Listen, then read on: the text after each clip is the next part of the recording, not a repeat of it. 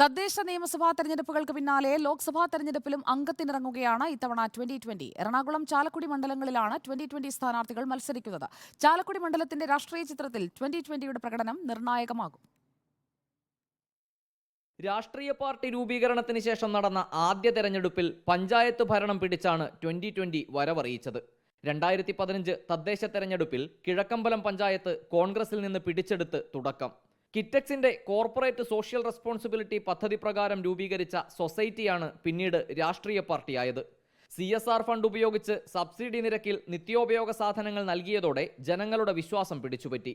2016 നിയമസഭാ തെരഞ്ഞെടുപ്പിൽ 2020 സ്ഥാനാർത്ഥികളെ നിർത്തുമെന്ന് പറഞ്ഞെങ്കിലും മത്സരിച്ചില്ല.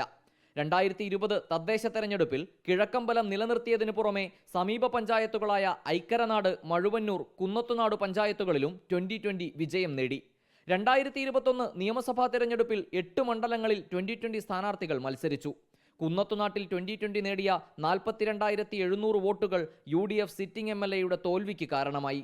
കൊച്ചിയിൽ 2020 നേടിയ 19,550 വോട്ടുകൾ LDFന്റെ വിജയത്തിൽ നിർണായകമായി. 2019 ലോക്സഭാ തെരഞ്ഞെടുപ്പിൽ ചാലക്കുടി മണ്ഡലത്തിൽ സ്ഥാനാർത്ഥിയെ നിർത്തുമെന്ന് പറഞ്ഞെങ്കിലും പിന്നീട് LDFനെ പിന്തുണച്ചു. 2024 ലോക്സഭാ തെരഞ്ഞെടുപ്പിൽ ചാലക്കുടി, എറണാകുളം മണ്ഡലങ്ങളിലാണ് 2020 സ്ഥാനാർത്ഥികൾ മത്സരിക്കുന്നത്. ചാലക്കുടിയിൽ 2020 സ്ഥാനാർത്ഥി അഡ്വക്കേറ്റ് ചാർലി പോൾ നേടുന്ന വോട്ടുകൾ ജയപരാജയങ്ങളിൽ നിർണായകമാകും. ഞങ്ങൾക്കിവിടെ നേരത്തെ നിയമസഭാ തെരഞ്ഞെടുപ്പിലും പഞ്ചായത്ത് തെരഞ്ഞെടുപ്പിലും കിട്ടിയ വോട്ട് നോക്കുമ്പോൾ 1,79,000 വോട്ട് ഓൾറെഡി നമുക്ക് ലഭിച്ചിട്ടുണ്ട്. ഇവിടെ ഞങ്ങൾ 5 പഞ്ചായത്തിൽ ഭരിക്കുന്നുണ്ട്. വടകോട് പഞ്ചായത്തിൽ ഉൾപ്പെടെ 10ഓളം പഞ്ചായത്തിലൊക്കെ പഞ്ചായത്ത് മെമ്പർമാരുണ്ട്. ജില്ലാ പഞ്ചായത്തിൽ 2 പേരെ വിജയിപ്പിച്ചിട്ടുണ്ട്. ബ്ലോക്ക് പഞ്ചായത്ത് വടവകോട് ഞങ്ങളാണ് ഭരിക്കുന്നത്. അപ്പോൾ ശക്തമായ അടിത്തറയുണ്ട്.